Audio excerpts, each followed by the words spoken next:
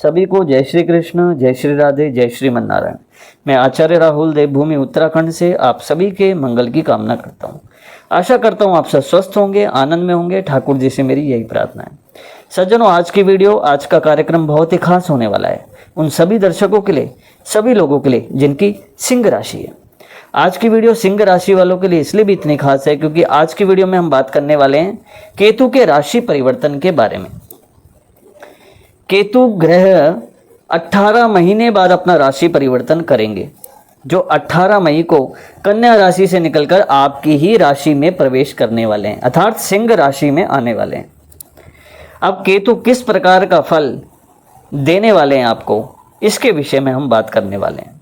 तो सबसे पहले आपका चार्ट आगे लगाए, चार्ट की ओर देखिए सिंह राशि और थोड़ा समझिए। केतु देखिए आपके लग्न में 18 मई को आ जाएंगे, क्योंकि आज का कार्यक्रम चंद्र राशि पर आधारित है, इसलिए केतु जो है लग्न में आएंगे और लग्न से वो 3 दृष्टियों से देखने वाले हैं। मुख्य रूप से केतु की 3 दृष्टि होती है और 3 दृष्टियों का विशेष फल देखा जाता है, क्योंकि केतु ग्रह कलयुग में बहुत प्रभावशाली है।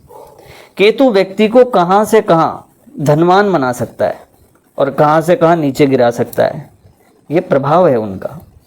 लेकिन उसे किस तरीके से उपाय उसका करना है, इसके विषय में भी हम अंतिम में बताने वाले हैं। तो सबसे पहले अपना चार्ट देखिए, आपका चार्ट आगे लगाए। केतु आपके लग्न में आएंगे तो लग्न से वो 3 दृष्टियों से देखेंगे, एक 5वीं दृष्टि, एक 7वीं दृष्टि और एक 9वीं दृष्टि। 5वीं दृष्टि से केतु देखेंगे सीधे पंचम भाव को, 7वीं दृष्टि से सीधे देखेंगे केतु सप्तम भाव को और 9वीं दृष्टि से केतु देखेंगे सीधे नवम भाव को।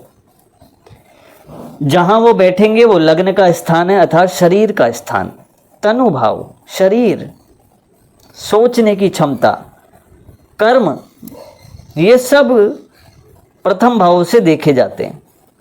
स्वास्थ्य की दृष्टि से भी आप देख सकते हैं। इसी प्रकार पंचम दृष्टि से सीधे देखेंगे पंचम भाव को, तो पंचम भाव किसका होता है? ज्ञान, बुद्धि, संतान, नौकरी, ये सब पंचम भाव से देखे जाते हैं। विवाह इत्यादि भी देखा जा सकता है। इसी के साथ साथ सप्तम भाव पत्नी का स्थान होता है, पति का स्थान होता है, मैरिड लाइफ, विवाह, व्यापार, ये सब सप्तम भाव से देखा जाता है। और अंतिम में नवम दृष्टि जब केतु देखेंगे तो सीधे 9वें भाव को। नवम भाव किसका होता है? धर्म का भाव, आय का भाव, भाग्य परिवर्तन का भाव, कहीं ना कहीं धर्म का लाभ, स्थान परिवर्तन, ये सब चीज़ें देखी जाती हैं भाग्य भाव से, अर्थात नवम भाव से।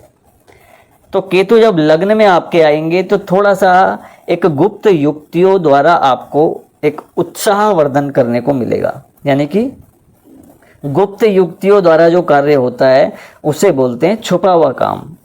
यानी कि अपने काम किस तरीके से निकालने चाहिए, ये आपको उस समय ज़्यादा देखने को मिलेगा।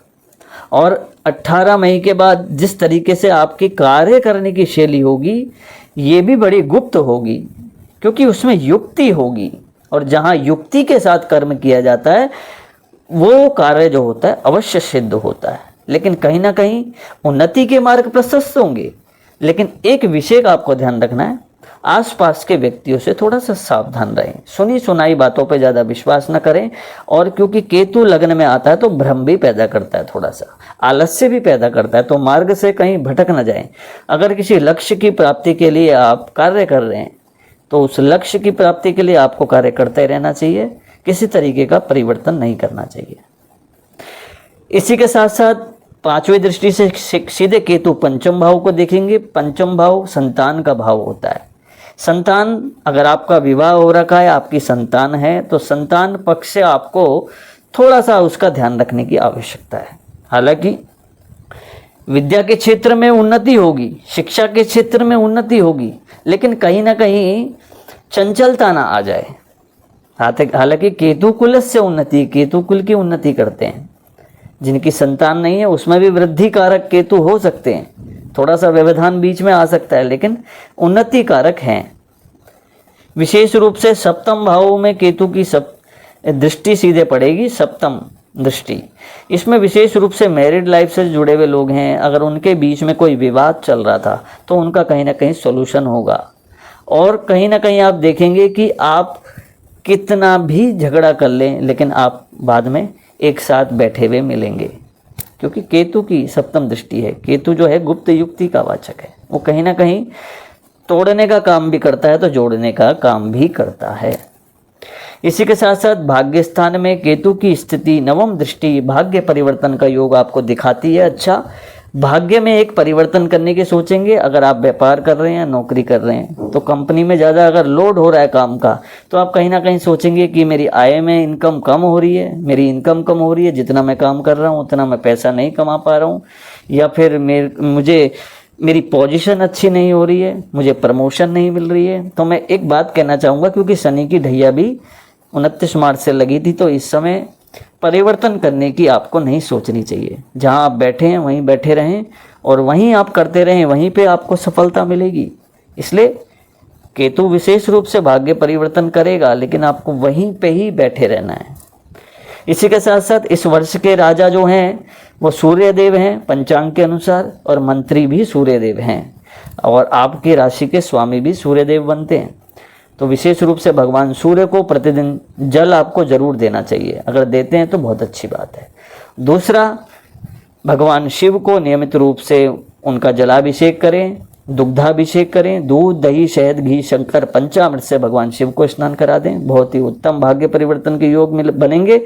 इसी के साथ साथ शनि की ढैया में भी विशेष प्रभावशाली प्रभाव आपको देखने को मिलेगा रुद्राभिषेक के प्रभाव से। किसी ब्राह्मण का वरण करके आप रुद्राभिषेक भी अपने नाम से करा सकते हैं संकल्प लेके। और इसी के साथ साथ अधिक जानकारी के लिए आप अपनी कुंडली का विश्लेषण जरूर कराएं, क्योंकि सबकी कुंडलियों में महादशाएं अलग अलग तरीके की हो सकती हैं, और ग्रहों की स्थिति किस प्रकार की आपकी कुंडली में बैठी है, लग्न कुंडली में, ये भी देखना परम आवश्यक होता है। तो अधिक जानकारी के लिए अपनी कुंडली का विश्लेषण जरूर कराएं। नंबर आपको हमारे चैनल पे प्राप्त हो जाएगा, वीडियो के लिंक में प्राप्त हो जाएगा। नंबर ले सकते हैं, व्हाट्सएप में अपनी डिटेल छोड़ सकते हैं। तो आशा करता हूँ मेरी बात आपको समझ में आई होगी। तब तक के लिए बने रहिए दोस्तों, मिलता हूँ नेक्स्ट वीडियो में। जय श्री कृष्ण, जय श्री राधे।